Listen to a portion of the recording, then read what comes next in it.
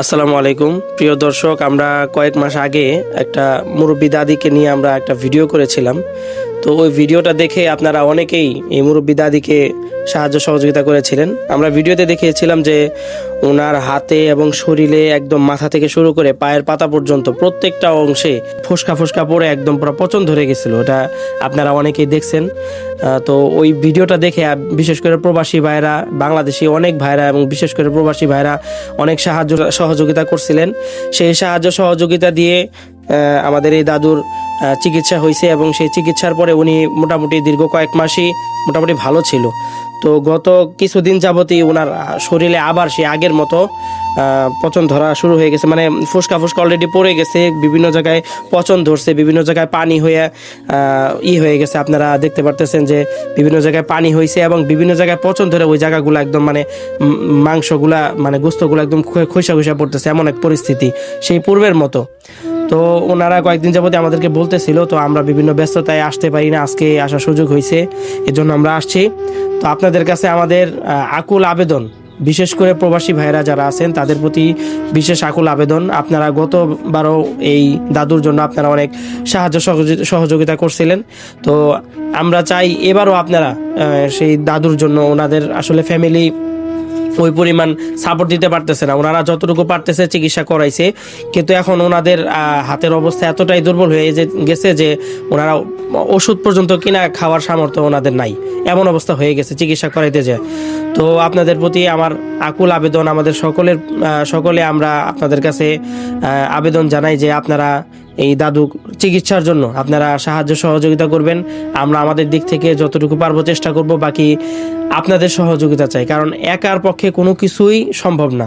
আমরা 10 মিলে যদি কোনো একটা মানুষের এই চিকিৎসার দায়িত্ব নিই, আমার মনে হয় উনি একেবারে ভালো হয়ে যাবে। তো গতবার হয়তো ওই পরিমাণ টাকা না ওঠার কারণে আমরা বড় কোনো চিকিৎসা ওইভাবে করাইতে পারি নাই, কিন্তু যতটুকু আপনারা সাহায্য সহযোগিতা করছিলেন সেইভাবে আমরা ওনাদেরকে ওই টাকাগুলো পৌঁছায় দিছি এবং ওই টাকা দিয়ে ওনারা যতটুকু পারছে ততটুকু চিকিৎসা করাইছে এবং কয়েক মাস ভালো ছিল।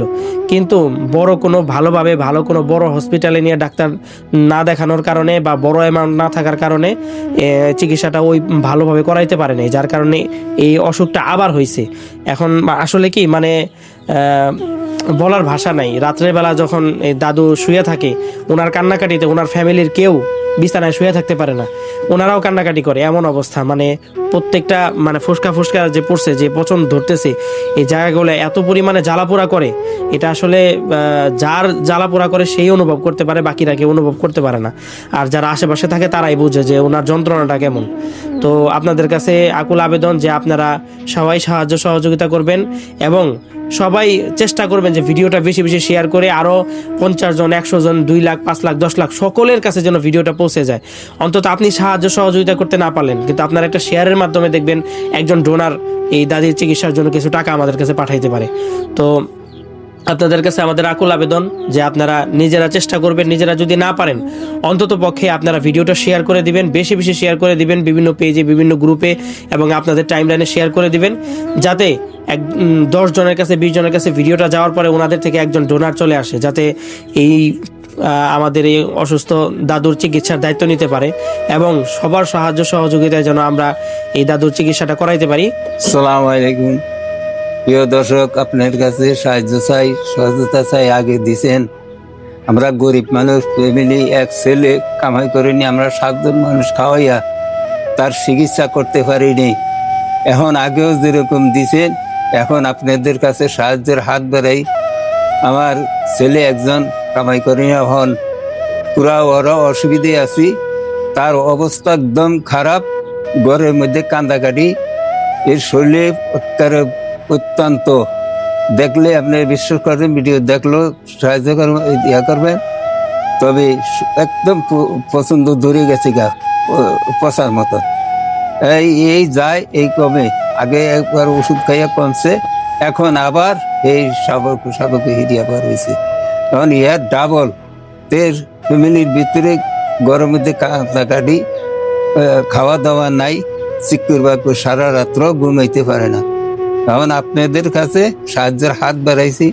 এখন যদি মনে আছে আল্লাহ নাম লিয়া 10 লাঠি 1 পূজা, আল্লাহ কিছু সাহায্য করবেন। বহু টাকা বহু কোথায় তো খরচা করেন, তো আপনাদের কাছে সাহায্য চাই।